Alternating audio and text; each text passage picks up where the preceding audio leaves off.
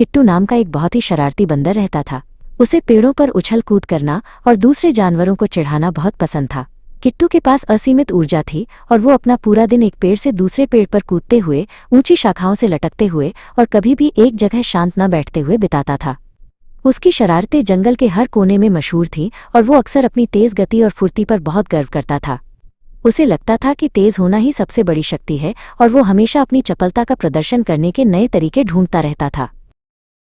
उसी जंगल में धीरेन्द्र नाम का एक बहुत ही समझदार कछुआ भी रहता था। धीरेन्द्र शांत स्वभाव का था और हमेशा सोच समझकर काम करता था। वो अक्सर किट्टू की बेतरतीब उछल कूद को देखता रहता था और मन ही मन सोचता था कि किट्टू अपनी इस अद्भुत ऊर्जा का उपयोग किसी सार्थक काम में क्यों नहीं करता। धीरेन्द्र को प्रकृति के नियमों की गहरी समझ थी और वो जानता था कि जीवन में केवल गति ही सब कुछ नहीं होती, बल्कि धैर्य और दूरदर्शिता का भी अपना महत्व होता है।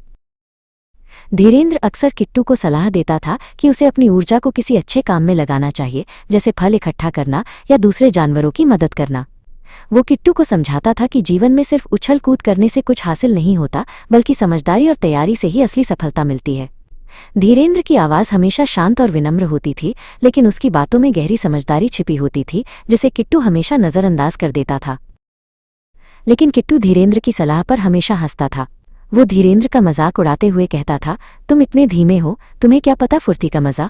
मैं तो एक पल में यहाँ से वहाँ पहुँच जाता हूँ और तुम अपनी धीमी चाल से कब तक चलोगे। किट्टू को लगता था कि धीरेन्द्र की बातें पुरानी और बेकार हैं और उसकी अपनी गति ही उसे सबसे श्रेष्ठ बनाती है। वो अपनी तेज गति पर इतना घमंड करता था कि उसे धीरेन्द्र की बुद्धिमत्ता कभी समझ ही नहीं आई। एक बार गर्मियों का मौसम आया और जंगल में भयंकर सूखा पड़ गया। नदी सूख गई और पेड़ पौधे मुरझाने लगे। जंगल में खाने की चीजें बहुत मुश्किल से मिलने लगीं। पहले जहां हर जगह हरे भरे पत्ते और रसीले फल होते थे, अब वहां केवल सूखी टहनियां और धूल ही दिखाई देती थी।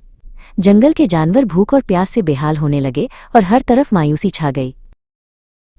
किट्टू, जो कभी अपनी फुर्ती पर इतराता था, अब भूख और कमजोरी से बेहाल हो गया। उसकी उछल कूद बंद हो गई और वो पेड़ों पर चढ़ने में भी कठिनाई महसूस करने लगा। उसका शरीर दुबला हो गया था और उसकी आंखों में चमक की जगह उदासी और चिंता दिखाई देने लगी थी।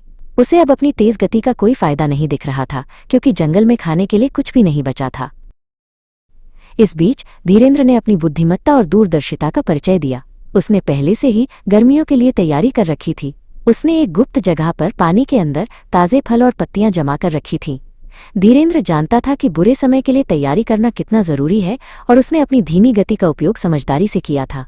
वो अब भी शांत और संतुष्ट था, क्योंकि उसके पास खाने के लिए पर्याप्त भोजन था। किट्टू ने धीरेन्द्र को देखा कि वो अभी भी शांत और संतुष्ट है, जबकि जंगल के बाकी जानवर भूख से मर रहे हैं।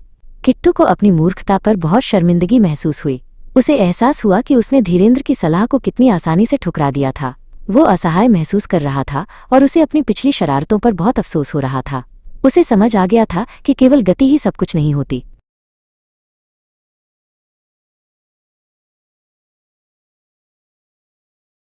शर्म और भूख से व्याकुल होकर किट्टू ने हिम्मत जुटाई और धीरेन्द्र के पास गया।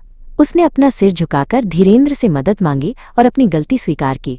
किट्टू ने धीरेन्द्र से कहा कि वो अपनी मूर्खता के लिए माफी चाहता है और उसे अब समझ आ गया है कि धीरेन्द्र की बातें कितनी सही थीं। धीरेन्द्र ने किट्टू को ध्यान से सुना। उसके चेहरे पर कोई क्रोध या उपहास नहीं था, केवल गहरी समझदारी और करुणा थी। धीरेन्द्र, जो अपनी दयालुता और समझदारी के लिए जाना जाता था, ने बिना किसी हिचकिचाहट के अपने संग्रहित भोजन में से किट्टू को दिया। उसने किट्टू को कोई ताना नहीं मारा, बल्कि उसे प्यार से समझाया कि मुश्किल समय में एक दूसरे की मदद करना कितना जरूरी होता है।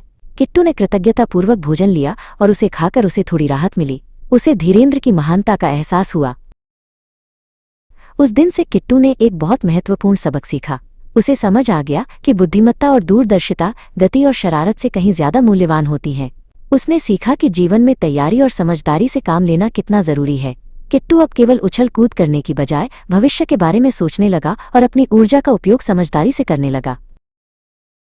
इस कहानी से हमें ये सीख मिलती है कि बुद्धिमत्ता और तैयारी शक्ति या गति से कहीं ज्यादा शक्तिशाली होती हैं। किट्टू ने अपनी गलतियों से सीखा और एक बेहतर जानवर बन गया, जो अब जंगल में दूसरों की मदद भी करता था। धीरेन्द्र की सलाह ने किट्टू के जीवन को बदल दिया और अब वो जंगल में एक समझदार और सम्मानित सदस्य बन गया था।